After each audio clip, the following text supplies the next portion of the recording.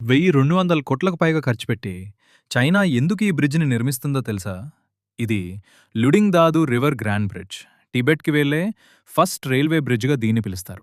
ఈ బ్రిడ్జ్ మొత్తం పొడవు 1293 మీటర్స్.